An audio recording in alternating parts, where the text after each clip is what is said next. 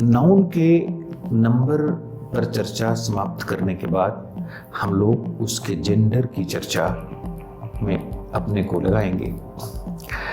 हम आपको बार बार याद दिलाना चाहते हैं कि 6 क्लास के 4th क्लास के स्टूडेंट तो कितने तरह के जेंडर होते हैं इस सूचना से उनका काम चल जाता है। लेकिन सच्ची बात यह है कि ग्रामर का कोई भी इंफॉर्मेशन अगर सेंटेंस फॉर्मेशन तक आपको लेकर नहीं जाता है, मैं ये बात कर रहा हूं कि ग्रामर जब आप पढ़ें तो उसमें एक फोकस्ड एम ये होना चाहिए कि हर चैप्टर आपको सेंटेंस फॉर्मेशन तक ले जाए। सेंटेंस फॉर्मेशन तक अगर आप नहीं जाते हैं तो वो ग्रामेटिकल इंफॉर्मेशन यूजलेस है। इसका ध्यान रखने की जरूरत है। अब जैसे हम जेंडर की चर्चा करने जा रहे हैं तो उसके पहले मैं ये इसकी उपयोगिता आपको बताना चाहता हूं कि क्यों हम पढ़ेंगे जेंडर। तो इसलिए जेंडर पढ़ेंगे कि जैसे मान लीजिए कि कोई एक नाउन है। अब उस नाउन का जेंडर अगर पता है और हमें उस नाउन का करस्पॉन्डिंग ऑब्जेक्टिव प्रोनाउन सेंटेंस में देना है तो ये तय होगा जेंडर से। तो इसलिए जेंडर के बारे में हमें जानकारी रखनी है कि हमको उसका करस्पॉन्डिंग प्रोनाउन जब देना होगा ऑब्जेक्टिव फॉर्म में तो ये डिसाइड करेगा जेंडर। इसलिए जेंडर के काइंड्स को जानने की जरूरत है। हिंदी और उर्दू में 2 तरह के जेंडर की चर्चा है, लेकिन अंग्रेजी में 4 तरह के जेंडर बताए गए हैं। अंग्रेजी भाषा कहती है कि इसमें एक जेंडर है मैस्कुलिन, दूसरा है फेमिनिन, तीसरा है कॉमन और चौथा है न्यूट्रल जेंडर। जो हमारा मैस्कुलिन जेंडर है वो वह जेंडर है जिससे पुरुष जाति का बोध होता है। अब जैसे मैन है, सन है, फादर है, डैड है, डैडी है, ब्रदर है, ये सारे शब्द हमारे मैस्कुलिन जेंडर के शब्द हैं। और दूसरा जेंडर है फेमिनिन जेंडर। यह जेंडर हमें स्त्री जाति का बोध कराता है। जैसे वुमन है, जैसे गर्ल है, जैसे डॉटर है, जैसे सिस्टर है, जैसे मदर है, जैसे मॉम है, जैसे आंट है। दीज आर द वर्ड्स जो हमें ये बताते हैं कि ये फेमिनिन जेंडर के वर्ड्स हैं। और ठीक इसी तरह से जो तीसरे प्रकार का जेंडर इसकी बात करता है इंग्लिश ग्रामर, वो है कॉमन जेंडर। ये वो जेंडर है जो दोनों तरह के दोनों का बोध कराता है, स्त्री जाति और पुरुष जाति दोनों का। इंग्लिश लैंग्वेज में कुछ वर्ड्स हैं जिसको आप देखेंगे कि दोनों जाति का बोध कराते हैं। जैसे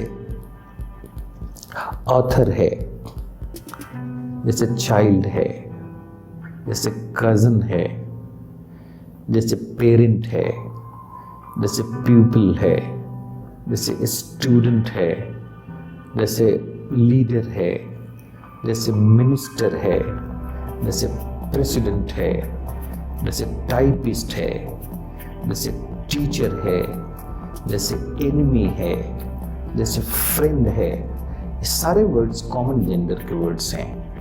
ये दोनों मैस्कुलिन एंड फेमिनिन दोनों जेंडर्स के लिए हम लोग इनका इस्तेमाल करते हैं। अब जेंडर के क्रम में हम लोग एक जेंडर की चर्चा और करेंगे, वो है न्यूट्रल जेंडर। न्यूट्रल जेंडर न स्त्री जाति का बोध कराता है न पुरुष जाति का बोध कराता है। इस जेंडर के नाउन कंसर्न होते हैं कीड़ों से, जानवरों से और नॉन लिविंग नाउन से।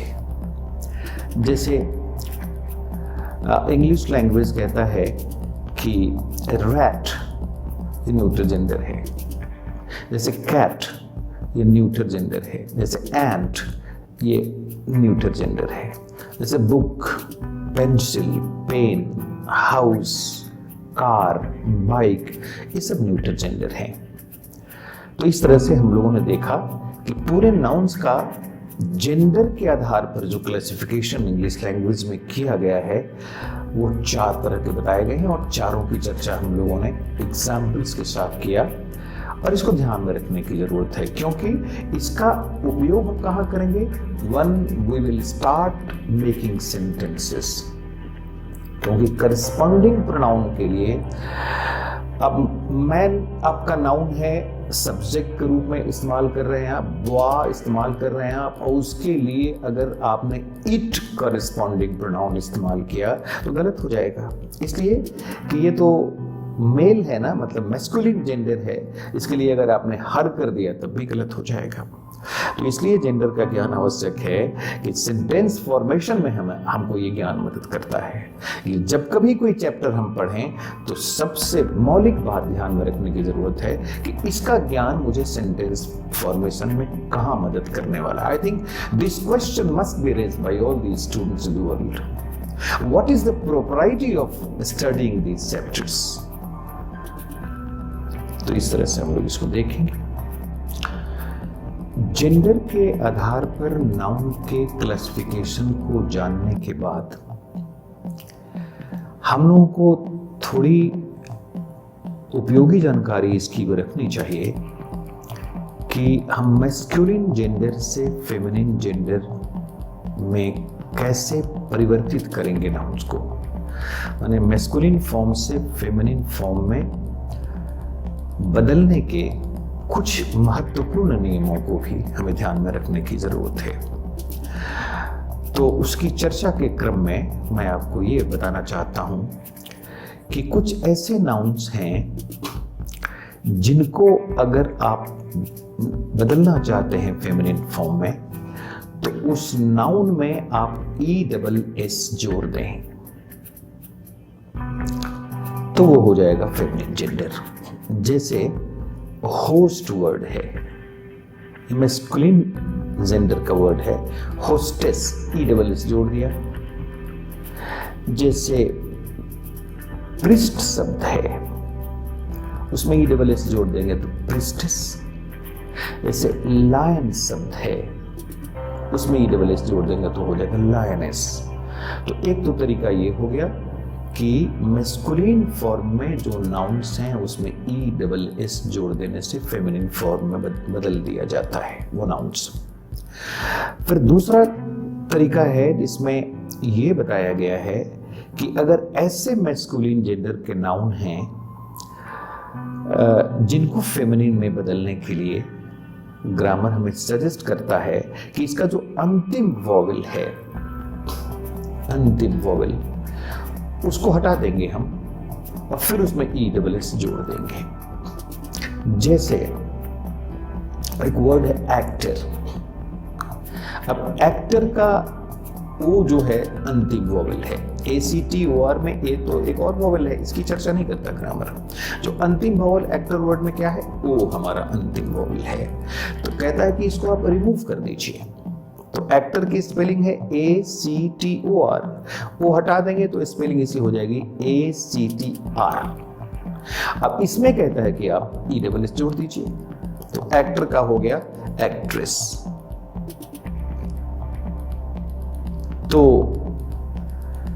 एक तो ये तरीका, जैसे मान लीजिए दूसरा वर्ड आपको मैं दूं वो है जैसे टाइगर, और उसका जो उसका जो फेमिनिन फॉर्म होगा तो उसमें हम फिर ई को हटा देंगे, अंतिम वोवेल को, टाइग्रेस हो जाएगा।